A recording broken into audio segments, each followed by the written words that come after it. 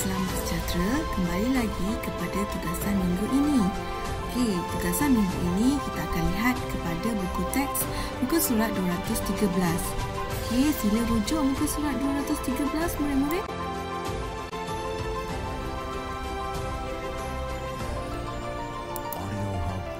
Okey, muka surat 217. Okey, kamu boleh lihat di sini adalah cikgu nak terangkan tentang amalan penggunaan bahan lestari. Okey, apa yang dikatakan penggunaan bahan lestari? Okey, di sini penggunaan bahan yang berhemah dapat mengelakkan pembaziran dan juga mengurangkan kos. Okey, selain daripada itu, bahan daripada sumber alam seperti bahan galian, contohnya petroleum, logam dan bahan tumbuhan akan kehabisan jika kita tidak gunakan secara berhemah. Okey, kenapa kita perlu menggunakan bahan secara berhemah? Okey, contohnya di sini.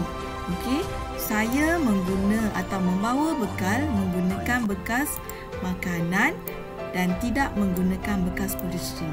Okey, maksudnya kita gunakan bekas yang boleh kita basuh dan kita boleh gunakan semula. Kalau kita gunakan bekas polistiren, kita tak boleh guna semula kan? Kita kena buang. Dah jadi satu masalah. Maksudnya kita kena guna bahan lain lagi, guna bekas polistiren lain lagi bila nak letak makanan. Jadi bila kita gunakan bekal bahan tersebut, kita boleh basuh dan guna semula. Okey, kedua, saya menggunakan botol plastik, menggunakan semula botol plastik sebagai pasu bunga. Kita kan ada banyak bekas-bekas yang kita beli bahan, kemudian dia kebanyakannya daripada plastik. Jadi bila kita gunakan semula, kita buatkan hiasan, jadi ia mendatangkan satu faedah. Okey, dapat menjimatkan bahan-bahan tersebut. Seterusnya, yang ketiga, saya akan membaiki barang atau peralatan lama kerana dapat menjimatkan wang. Okey, barang-barang lama yang kita boleh gunakan, yang kita boleh baiki, kita patut baiki supaya kita tak perlu nak beli baru. Di situ kita dah dapat mengurangkan atau menjimatkan wang. Keempat, okey, saya membawa beg barang semasa hendak membeli belah untuk mengurangkan penggunaan beg plastik. Okey, sekarang dah banyak dah orang-orang kalau beli atau membeli belah di pasar raya, mereka membawa beg yang boleh diguna semula. Okey, kalau ada plastik pun, kalau nak guna plastik pun, nak beg plastik pun, kita kena charge 20 sen kan. Jadi bila dah kena macam tu, kita akan rasa terfikir, oh nanti lama-lama makin banyak pengeluaran kewangan kan. Jadi untuk menjimatkan, kita gunakan beg yang boleh kita gunakan semula. Dan yang kelima, saya menggunakan buku latihan terpakai atau yang belum digunakan untuk membuat nota, untuk mengulang kaji pelajaran. Okay, kamu boleh gunakan buku-buku nota kamu yang kalau masih banyak lagi untuk menjimatkan dari pembelian barang baru. Okey, itu tentang tajuk amalan penggunaan bahan lestari. Okey, keempat-empat, kelima-lima contoh yang cikgu beri ini sebenarnya mudah untuk kamu buat di rumah. Okey, seterusnya kita pergi slide seterusnya. Okey, kat sini cikgu nak kamu menjawab soalan. Cikgu nak kamu lihat buku teks juga, muka surat 215. Okey, dekat muka surat 215 yang mana kamu perlu menjawab semua soalan yang berikut dalam buku sains kamu. Okey, pertama, bila kamu jawab dalam buku sains kamu, pastikan kamu tulis soalan dahulu, di bawahnya jawapan. Okey, jangan tulis soalan kemudian baru kemudian jawapan, tak. Lepas jawab soalan pertama. Contohnya, soalan pertama. Apakah faktor yang menyebabkan kon trafik merupakan satu objek yang sangat stabil? Okey, kamu berikan jawapan di bawahnya, baru pergi kepada soalan nombor 2. Okey, soalan nombor 2, satu penyiasatan dijalankan untuk menentukan GC maksimum yang boleh ditampung oleh setiap struktur. Okey, setiap struktur dibina menggunakan 3 lapisan kertas yang sama.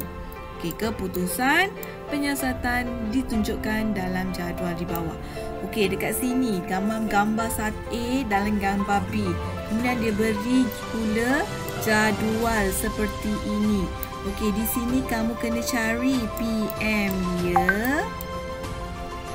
Okey, kemudian kena cari PB dia. Apa tu PM? PM ialah pemboleh ubah dimanipulasi.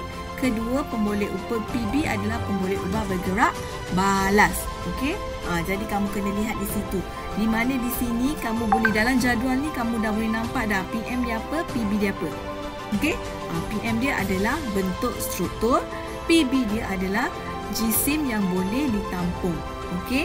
Jadi kat sini tengok soalan. Kita dah tahu dah kat sini. Sebelum jawab soalan dah kita dah tahu yang mana satu PM, mana satu PB. Okey, A. Apakah pemboleh ubah yang dimanipulasikan dalam penyiasatan di atas? Cikgu dah terangkan dah tadi. Okey. B. Struktur yang manakah merupakan binaan yang lebih kuat? Tulis jawapan sama ada struktur A ataupun struktur B. Okey, ketiga C. Bagaimanakah kamu akan menjadikan struktur A lebih kuat? Okey, macam mana nak jadikan struktur A ni lebih kuat? Apa nak buat? Tuliskan jawapannya. Okey, kemudian baru beralih kepada soalan nombor 3. Yang manakah antara yang berikut menyumbang kepada penggunaan bahan yang lestari? Yang ini ada 1, 2, 3, 4. Okey, pilih jawapan dia. Kemudian kamu tuliskan jawapan yang kamu rasa betul saja. Tak perlu tulis A, B, C, D. Tuliskan jawapan yang mana yang betul. Contohnya A, kamu rasa betul, kamu tulis A saja. Okey? Dan jadi untuk soalan ini yang latihan di muka surat 215 ni, cikgu akan buatkan Google Meet pada hari Khamis sebelah kalau 5 mutiara sebelah malam, 5 topaz sebelah petang. Okey, pada hari Khamis. Okey. Seterusnya itu saja. Okey. Jawapan-jawapan ni cikgu akan bincangkan, boleh kamu hantar ke WhatsApp Cikgu Aliza ataupun masa saya bincangkan nanti dekat Google Meet. Okey, itu saja. Sekian, terima kasih. Jumpa lagi. Selamat menjawab. Bye.